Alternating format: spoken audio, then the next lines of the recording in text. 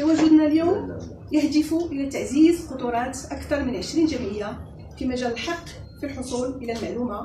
هذا الحق يتشكل أحد المكتسبات المستجدة في الحقل القانوني الوطني التي أقرها الدستور المغربي في سنة 2011، واللي نص عليها في الفقرة الأولى من الفصل 27 أنه للمواطنات والمواطنين حق الحصول على المعلومات الموجودة في حوزة الإدارات العمومية والمؤسسات المنتخبة والهيئات المكلفة بمهام المرفق العام.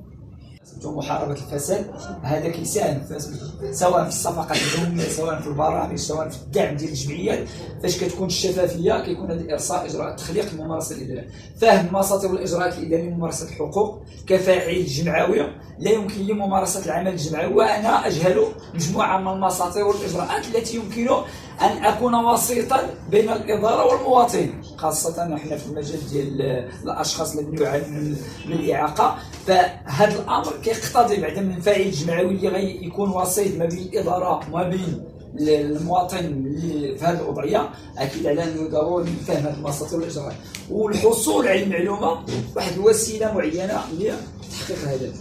جانب الاستثمار وتنشيط الاقتصاد، لاحظوا على أنه المستثمر ما يمكنش يدخل بالغموض، كيجيب راس مال مالي معين كيبغي يستثمر، كيجي الإدارة إذا كان غموض غيهرب، ما يمكنش سواء المستثمر الوطني أو المستثمر الأجنبي.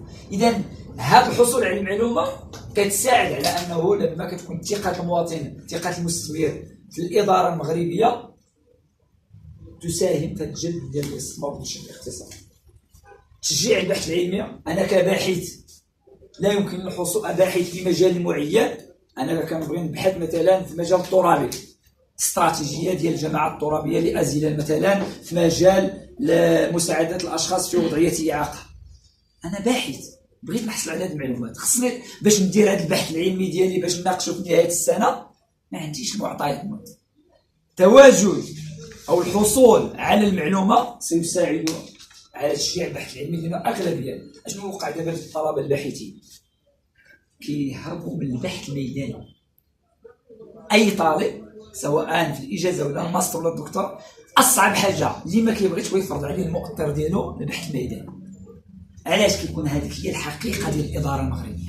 عاد كتعرف الحقيقة ديال الشعارات، عاد تعرف الحقيقة ديال الإدارة، وأن عاد تعرف الحقيقة ديال الإنسان المغربي، خصوصا إذا كان في الإدارة. أنا ذاك كتحصل على المعلومة، كيعطيك موظف في نفس المستوى، الموظف كيرحب بك كيعطيك المعطيات مثلا، ولكن موظف آخر وغالبا ما يحتاج بالسر المهني مثلا، في حين جاء القانون باش يرفع هذه القيود من اجل تشجيع البحث العلمي، خاصه ان البحث العلمي فاش كنديروا دراسه معينه في مجال معين راه كتعطي توصيات، كتعطي اقتراحات الى اتخذت بها تزيد البلاد. توازن ما بين السر المهني وبين الحق في الحصول على المعلومه. جريمه التحريف يقدر يعطيك المعلومه وهي محرفه، فهذا المشرع جرم هذه المساله، ربطها اعتبرها تصوير طبقا للقانون الجنائي. يكون المقصود منها طالب المعلومه اللي تيمشي يعرفها. لا تعطي لا، ولكن هذا هضرنا عليه سابقا بان جاء هذا القانون باش يحيد لنا ذاك اللبس ديال السلمان. انا اعتقد هنا راه عطاك ثاني هذا خاص. انا فهمتك، غتلقى فيه بجوج، غتلقى انا متفق معاك. الشق الاول انا طلبت لك المعلومات ديال 2023 في الطلب ديالي، مشيتي عطيتيني ديال 2010 وطبعتي ودرتي العنوان الاحصائيات المتعلقه ولا الاتفاقيات ولا البرنامج ديال 2023 في العنوان، وكشتي لي من تحت. من بعد مشيت للبوابه مثلا شي مصدر اخر ولا جا واحد اخر عطيتي نفس الوثيقه، لقينا التناقض. هذا تحريف المعلومه. ولكن في نفس الوقت كنت طلبتي درتي الطلب، كدير الطلب من بعد حرفتي المعلومات اللي عطاتك الاداره، عطاتك الاداره احصائيات معينه، بدلتي تصرفتي فيها وحرفتيها. اذا كذا ولكن اللي ثم هذا التفعيل شنو كيحتاج التفعيل؟ والإرادة السياسية. واش في إعلان؟ حنا في المغرب جينا صادقنا على الاتفاقيات ولزماتنا باش نديروا هذا القانون، صافي انتهت المهمة ديال السلطات. التنزيل ديالو هاد الإرادة، واش في إعلان بغينا المواطن المغربي باش يحصل على المعلومه، ولا بغينا غير بروتوكول امام الدول امام باش نجيبوا الاستثمار باش نجيبوا اذا خص هذه الاراده ارتباط التفعيل باخلاقيات الوظيفه العموميه. راه شرت لي شي اخت قبيله قالت لك موظف مبتسم هذه فيها شي حاجه سميتها اخلاقيات. حتى المواطن في نهايه المطاف ايها الموظف العمومي اليوم في الجامعه الطلبيه غدا غتبغي واحد الوثيقه امام الحوض المائي. اذا راه هاد الاخلاقيات اللي كتلزمك انه راه ماشي شنو الدور ديال الاخلاق؟ كيقول لك الدور ديال الاخلاق انهم يسدوا لنا الفراغات ديال القانون. كنقول مهنه المحاماه كاين القانون ضمن مهنه المحاماه، كاين المسار الجنائي وكاين القانون الجنائي، ولكن راه كاين الثغرات اللي كيدخل المحامي في ممارسته في علاقته مع الموكلين. شكون اللي كيربطها؟ كنسموها حنا في المقام المهنه اعراف وتقاليد مهنه المحاماه. هي اخلاق روح القوانين الاخلاق المتعلقه بالموظف كيحس بانه خصو يفعل القانون خدمه للوطن وخصو يقدر الغرض لهذا يحيد المسؤول عليه. هذا كلها كتدخل في اطار اخلاق. دور المواطن والجمعيات هو هذا اللي كندرسو حاليا. اولا تحسيس التوعيه ثم الممارسه. خصنا نبداو نمارسوا هذا. راه الاحصائيات اللي قلنا الا راه كتكون قليله الاحصائيات. دور الدوله سواء من الناحيه القانونيه او من ناحيه المواكبه. لا يكفي ان نضع نصا قانونيا ولكن ما كنتابعوش التفعيل ديالو. شكرا على حسن الانتباه والتفاعل الاصغاء ولكم جزيل الشكر. هذا كنت انا ولكن باقي النقاش. السلام عليكم سي اسامه. انا سي وليد بخير، لاباس عليك؟ واش مزيان؟ احوال طيبه؟ شويه الحمد لله. كنحس بك مستريسي هذا الصباح السي وليد. ما كنتيش بس ما كاين. او راني عييت من الظلام اللي كنعيشو في هذا الحال. واش سولتي واش غير الحي بوحدو اللي نظلم ولا لا؟ قلتي الصراحه لا، ولكن شنو؟ راه ماشي من حق ندوي ولا نتكلم. وثاني غتبقى على هذا الحال، لا مال ضو عندكم في هذا الحي. الصراحه انا وليت غير شاد راسي وكنخمم في هاد العيشه اللي ولينا عايشينها. وثاني غتبقى جالس وكتخمم. خرج قلب على الحل وان شاء الله غادي تلقاه. راه اللي دويت معاه كنصيبو خايف من الاعصاب، وحتى انا خايف على راسي من الاعصاب. هي داك السيد كنمشي حتى يحل الله. اودي راه ولينا كنخافو نخرجو حتى للحانوت بالليل، وليت خايف على شرفي. السلام عليكم. السلام عليكم. السلام. اش جابك من داك الحي لهنا؟ ياك ما درتي جيتي تشكي على شي مشكل؟ لا، وعلاش جيتي؟ جيت وجبت لكم معايا واحد الاخبار. اخبار؟ الله يسمعنا اخبار خير. ابتداء من اليوم راه محكم تهضروا على راسكم. وكيفاش زعما؟ انت كمواطن القانون كيشرع عليك حق 31/13 اللي كيخليك تعرف الجماعه وكيفاش كتعامل مع الحاجيات ديالك. وكيفاش؟ هي غيصلحوا لنا كاع المشاكل اللي عندنا. ونزيد من حقك تعرف المشاريع اللي كيواكبها المنتخب اللي عندكم في هذا البلاصه. وفين نقدروا نمشيو؟ غتمشيو لاقرب جماعه عندكم وغتواصلوا معاهم. شنو هي الطريقه المناسبه باش نتواصلوا معاهم؟ غادي ترافعوا على القضيه عندكم حتى تلقاو الحلول باذن الله. ولا- يلا خليتكم على خير. سلام. الا ما جاوبونيش ولكن الا ما جاوبوناش استاذه، الا ما جاوبوناش غترافعوا على القضيه ديالكم وتوصلوا الحلول في اقرب وقت ان شاء الله. ان شاء الله. سلمي على الحاجه قول لها البيجامه جاتني صغيره ما جيت العيوني. اسامه بغيتي تلبس البيجامات؟ اخويا الحياه عندنا مظلم، والله ما نخرجوا بالليل. من غدا ان شاء الله غادي نمشي مع الناس للجامعه وغادي نخبر اي واحد تلاقيته في الطريق باش نزيدو نوسعوا هذه الفكره ونوصلوا للمطالب ديالنا ان شاء الله. بطبيعه الحال الناس راه عندهم الحق الولوجيه المعلومه وخاص كاع الناس يعرفوا طبيعه الحال. من هذا الشيء اللي عرفنا ان شاء الله غادي تزيد حياتنا لقدام وما غيبقى عندنا حتى شي مشكل. هذاك الشيء كنت كنقول لك راه غير مساله ديال الوقت وصافي. الله يخلف على المخزن ونخليك اليوم راني عندي ما يدار. الشريف شفت الفرحان السادك خلاص القهوه وغادي تندير العام كانوا غندير قدامي نشوف. وغادي لا حول ولا قوه الا حبيبي أرسل سلام لحبيبي، أرسل سلام لحبيبي، أرسل سلام كل وقت عسى يجود، كل وقت عسى يجود لحبيبي أرسل سلام لحبيبي، أرسل سلام لحبيبي، أرسل سلام كل وقت عسى يجود. الطرح هو اننا امام واحد المشروع في منطقه المنطقة لا تتوفر على أي معلومة، فإن هي الأماكن اللي ممكن أننا نترشدوا لها باش نقدروا أننا نتحصلوا على هذه المعلومة. من بين هذه الأماكن أننا نقدروا نمشيو لدار الثقافة.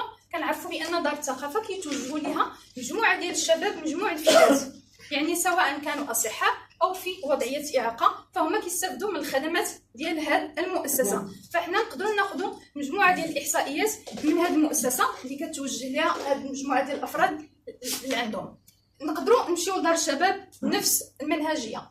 نقدروا كنمشيو للمؤسسات التعليمية. المؤسسات التعليمية كتعطينا مجموعة ديال الأفراد ديال الأطفال اللي هما في وضعية إعاقة أو وضعية اجتماعية صعبة، اللي يعني الفئة هذه ديال المتمدرسة. ثاني حاجة أخرى كنمشيو للجماعات الترابية. كنعرفوا بأن الجماعات الترابية كتحمل مجموعة ديال الإحصاءات ديال الساكنة ديال المنطقة، سواء كانت قروية أو مدنية، فهي كنقدروا نلقاو عندها مجموعة ديال الإحصاءات اللي كتقرب لنا المعلومة أكثر. كنقدروا اننا نساعدوا ايضا بالاداره ديال القياده او العماله او السلطه بصفه عامه، لانها طبيعه الحال كتكون عندها جميع المعلومات الكافيه واللازمه والضروريه في هذا السياق. بالنسبه للرقم الثاني اللي هو الولوج الى المعلومه، شنو هي العوائق اللي ممكن اننا كنقدروا نصادفوها او كنتلقاوها ملي كنبغيو اننا نوجهوا هذه المعلومه؟ اولا الولوج للمعلومه يعني رقم واحد، يعني الدرجه الاولى كيفاش زعما اننا ملي كنجي اول شيء اننا كنلقاو بعدا ما كنعرفوش فين توجهوا، مثلا فين نقدروا نقلبوا على هذه المعلومه. يعني هذا واحد الطرح كيطرحوا فيه مجموعه ديال المؤسسات وخصوصا الجمعيات اللي كتكون مبتدئه او مجموعه ديال المؤسسات اللي يلاه كتاسس فما كتعرفش فين توجه باش انها تقدر انها تاكسبتي ولا انها تجيب هذيك المعلومه باش تقدر تخدم بها، ما كتعرفش فين توجه. العائق الثاني هو عائق التواصل اللي طرحوه مجموعه ديال الاخوان، يعني في الحالات اللي سبقوا منا. يعني التواصل فيه مجموعه ديال الشق الاول كاين التواصل يعني ديال اللغه.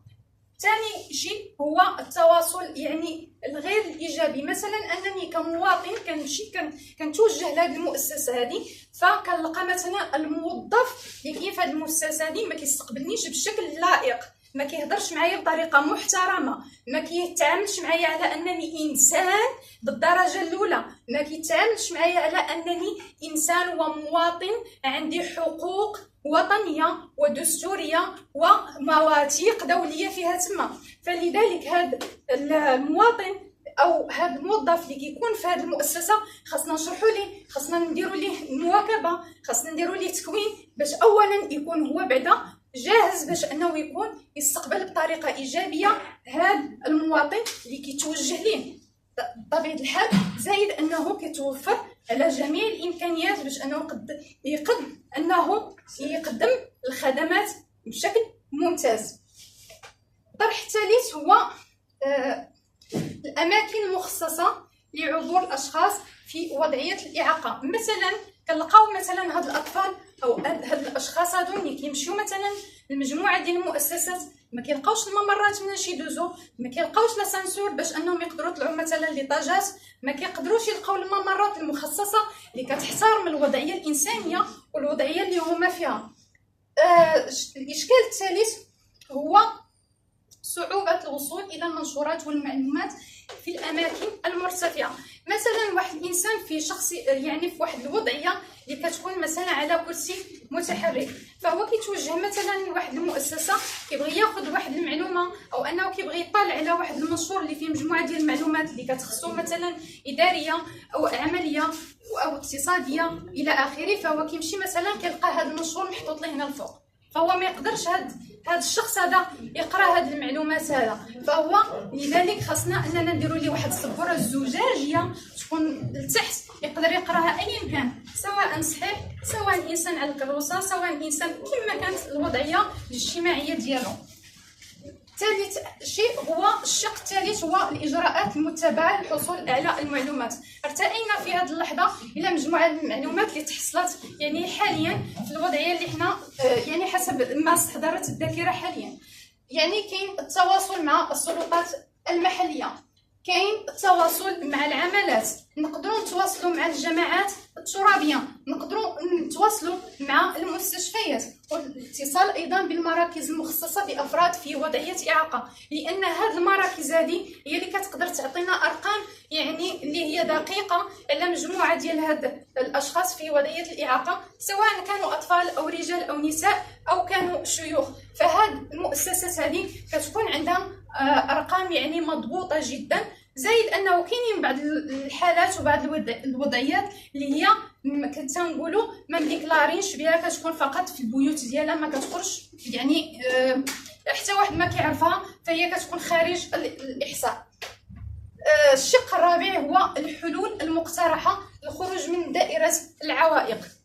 اول اقتراح هو توفر نسخ المعلومات الاحصاءات في احد مكاتب الجماعات الترابيه، بمعنى انه ملي كنمشي لواحد الجماعه ترابيه كنلقى فيها مجموعه ديال النسخ ديال هاد المعلومات محطوطه في الرفوف، نقدر انا نجي كمواطن انني نطالب بهاد المعلومات هذه ونلقاها موجوده ويقدر يقدمها لي هذا الموظف ونقضي الشغل ديالي يعني في 2 دقائق او 5 دقائق ما نفوتهاش. وهذا مزيان لا بالنسبه لي انا كمواطن كيوفر عليا وقت كبير وطويل، وهذا مزيان حتى بالنسبه للاداره انه كيمنع ما يبقاش فيها اكتظاظ وما يبقاش فيها يعني واحد تكدس اللي كيخلي ان السير ديال العمل ديال الادارات كيتوقف بشكل او باخر. الاجراء الثاني هو احداث وتفعيل المنصات الرقميه، كما جينا في الذكر عليه قبيلات بانه قلنا بانه هذا التفعيل ديال المنصات الرقميه فهو طبيعه الحال فقط هو كيلمس وترتكز فقط على المناطق المدنيه والمناطق اللي هي فيها الناس تقدر انها توصل المعلومه عبر الانترنت، فهو باقي عندنا اشكال ديال الوضعيه اللي كاينه بالنسبه للمناطق القرويه اللي كنعرفوا بانها باقا كتعاني انها ما عندهاش حتى الاساسيات الضروريه، كي تنقولوا باقا ما عندهاش حتى الضربيه الاولى علاش انها تقدر دير مجموعه ديال المشاريع، فما بالك اننا نهضروا معهم مثلا عن المنصات الى اخره. فهذه كتبقى النقطه شائكه بالنسبه للمناطق المدنيه اللي هي كتنفعها في حاجه وحده، انها كتساعدها باش ما يكونش اكتظاظ في المؤسسات، باش انها سير العمل كي تنقولوا يمشي، وباش ان الناس توصل المعلومه بطريقه سريعه وتقدر تقضي الشغل ديالها بدون مشاكل. المعلومه الثالثه هو احداث الشباك الواحد، بطبيعه الحال ما غاديش نكرروا فيه الكلام لانه جاء على يعني لسان كل الاخوان اللي سبقونا في هذا الشق هذا. المعلومه الثانيه هي سهوله الوصول الى المعلومه. الشق الرابع هو تفعيل القضاء